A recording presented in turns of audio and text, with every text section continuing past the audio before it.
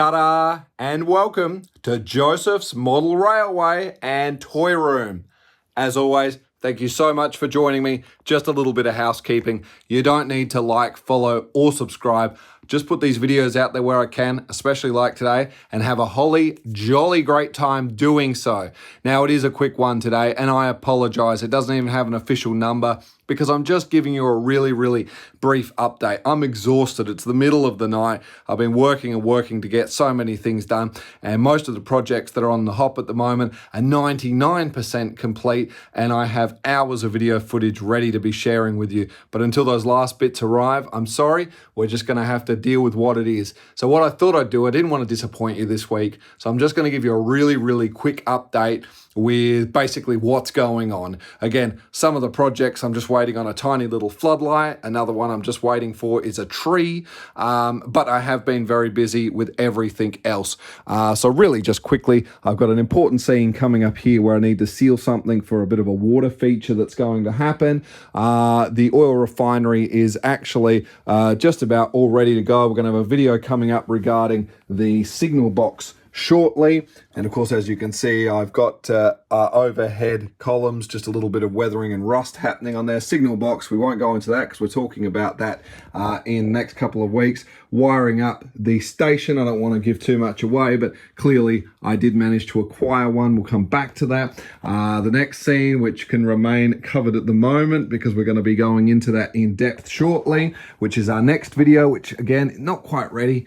And of course, underneath, I have been very busy with our wiring. As you can see, we are really making some tremendous progress at the moment. All the track is now 100% wired and tested.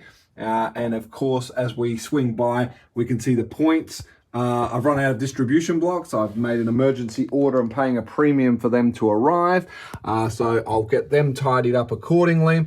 And of course, we're now starting our accessory feeds for the hubs to do with the lighting. So that is zooming along very quickly, as you can see, but it's all coming together very nicely. And at the moment, I've been doing my head in, but making great progress because we have been pre-programming all of the points for the way they need to work. Signal gantry should be in before Christmas, so I'm very excited to show you what we've gotten up to there. We've mentioned how that all wires up and works in an earlier video, but we will touch on it later.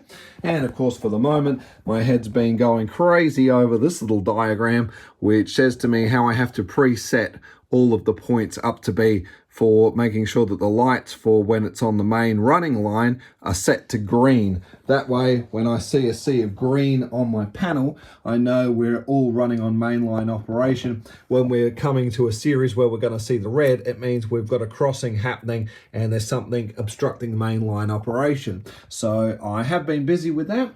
Just briefly actually touching on the programming of the points. As I mentioned in an earlier video, it is very simple. There's a switch, you set it to set, push the button, turn it to run, and the point is set. That's it. However, though, some of the points are in a position where it's red instead of green. So there's an additional programming command you need to go onto these panels. Of course, speaking about that programming, it's not so obvious. I'll probably do my own separate little video on this a little later on. DCC Concepts, and a big shout out to Mick, did give me more instructions, and they do have a video, but it's not as clear and obvious. I won't admit it takes me some time, but the whole idea is obviously when you turn it on, the machine's ready to go. Of course, what you can obviously do is hold your finger down on the accessories button here, turn it on, and this enables you into a programming mode to make the necessary adjustments. Again, I think I'm going to do it with some really nice, clean, straightforward instructions for people to refer back to in the future, because it isn't difficult, but it's really not logical what you've got to do. So I have obviously programmed 5 points that I needed to do so far, and even then I haven't been consistent with the way it's going, although I think I've got it down pat, and I've still got another 6 to go, so I'm sure we'll nail that. But we'll have a chat about that in a future video though. But it's not quick and it's not simple, so hence the time does get chewed up. So ladies and gentlemen, that is going to do it. We'll just keep it brief, get excited because some great things are happening. Part of the first water pour has happened on the coastal scene at the moment, and we're going to do a secondary pour on that. The boat ramp is looking fantastic. A lot of surprises I've got to be sharing with you shortly. Get excited for the next video where we'll be talking about the disused section. I've given you all a little sneak peek, 15-second short video of my friend Bessie the cow who didn't want to get out of the way.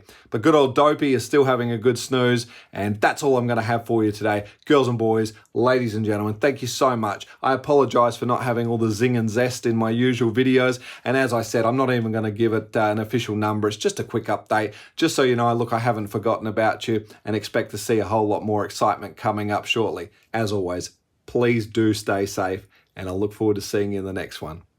Toodles.